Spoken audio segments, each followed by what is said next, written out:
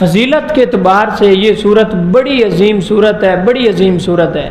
بخاری شریف میں روایت ہے، حضرت ابو سعید رضی اللہ تعالیٰ عنہ، یہ صحابی ہیں، کہتے ہیں کہ میں نماز پڑھ رہا تھا مسجد میں، تو حضور صلی اللہ علیہ وآلہ وسلم نے مجھے آواز دی۔ بخاری شریف کی روایت ہے، کہتے ہیں میں مسجد نبوی میں نماز پڑھ رہا تھا، مجھے حضور نے آواز دی، مجھے حضور نے پکارا۔ تو کہتے ہیں میں چونکہ نماز کے دوران تھا تو اس لیے میں نے نماز مکمل کرنے کے بعد حضور صلی اللہ علیہ وآلہ وسلم کی بارگاہ میں حاضر ہوا۔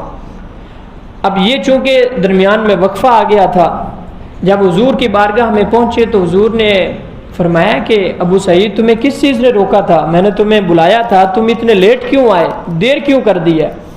تو حضرت ابو سعید کہتے ہیں میں نے عرض کی یا رسول اللہ میں تو نماز پڑھ رہا تھا۔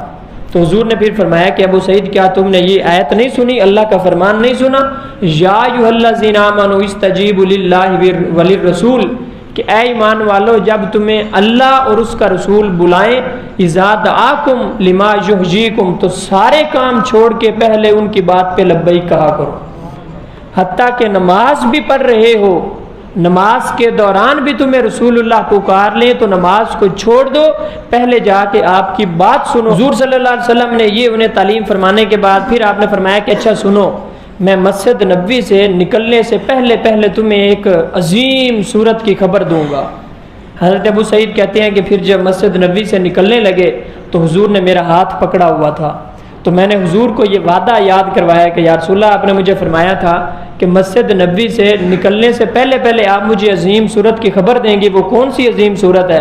تو حضور نے فرمایا کہ وہ عظیم صورت، فرمایا الحمدللہ رب العالمین، یعنی فرمایا سورت فاتحہ ہے، اور فرمایا یہی سبع مثانی ہے، یہی وہ قرآن عظیم ہے جو مجھے دیا گیا ہے۔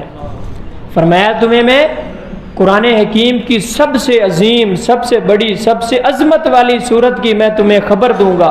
اور جب نکلنے لگے تو ابو سعید کہتے ہیں حضور نے میرا ہاتھ پکڑا ہوا تھا، میں نے حضور کو یاد دلوایا تو حضور نے کہا کہ الحمدللہ رب العالمین، یہ قرآن مجید کی سب سے عظیم صورت ہے۔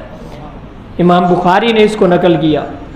اسی طرح ابو سعید خدری رضی اللہ تعالیٰ عنہ، ان سے ایک روایت مروی ہے فضیلت کے والے سے، یہ بھی بخاری شریف میں ہے۔ کہتے ہیں کہ ایک مرتبہ ہم کسی سفر پہ گئے ہوئے تھے، حضرت ابو سعید خدری کہتے ہیں کہ ہم کسی سفر پہ گئے ہوئے تھے تو ہم واپس پلٹے ہیں، تو راستے میں ایک جگہ پہ ہم نے پڑاؤ کیا، تو وہاں پہ ایک قبیلہ تھا، تو اس قبیلے کی ایک عورت ہمارے پاس آئی اور اس نے آ کے ہمیں کہا کہ تم میں سے کوئی جھاڑ پھونک کرنے والا ہے، دم درود کرنے والا، کوئی جھاڑ پھونک کرنے والا ہو تو؟ قبیلہ کا سردار ہے، اس کو بچھو نے کاٹ لیا ہے، تو ہم چاہتے ہیں آپ اس کو جھاڑ پھونک کر دیں تاکہ وہ صحیح ہو جائے۔ ان کا کوئی ساتھی وہاں پہ چلا گیا، صحابہ کرام کا، کہتے ہیں کہ جب وہاں پہ گئے ہیں انہوں نے اس کو جھاڑ پھونک کی، دم کیا، تو اللہ کے فضل سے وہ سردار ٹھیک ہو گیا جس کو بچھو نے کاٹا تھا۔ اب کہتے ہیں کہ جب واپس پلٹ کے آیا تو انہوں نے اسی خوشی میں ہمیں 30 بکریاں دی تھیں۔ کتنی؟ 30 بکریاں دیں اور ہمیں ساتھ میں دودھ بھی پلایا۔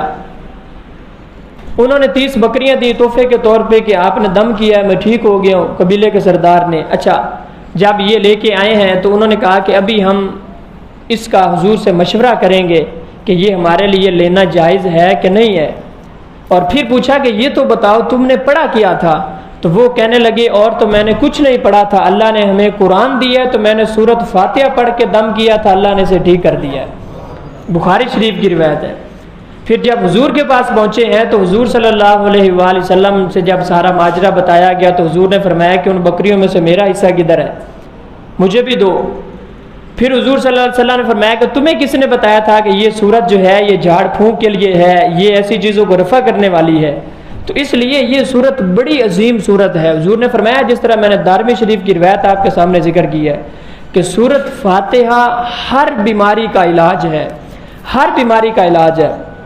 لوگ تعویذ دیتے ہیں، اس کے اوپر لکھتے ہیں، پتہ نہیں کیا کچھ لکھتے ہیں، لوگ آ کے دکھاتے ہیں پتہ نہیں کیا گنتی اور اٹھی سیدھی۔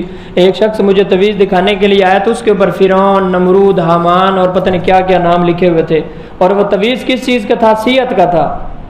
اس سے کیا شفا ہونی ہے، کیا صحت ہونی ہے؟ بہترین ہمارے پاس قرآن مجید کا تعویذ ہے، آپ کسی سے تعویذ لیتے ہیں، کسی کو تعویذ دیتے ہیں تو سورۃ فاتحہ پڑھ کے دم کریں، اگر اللہ نے چاہا تو اس کو شفا ہو جائے گی۔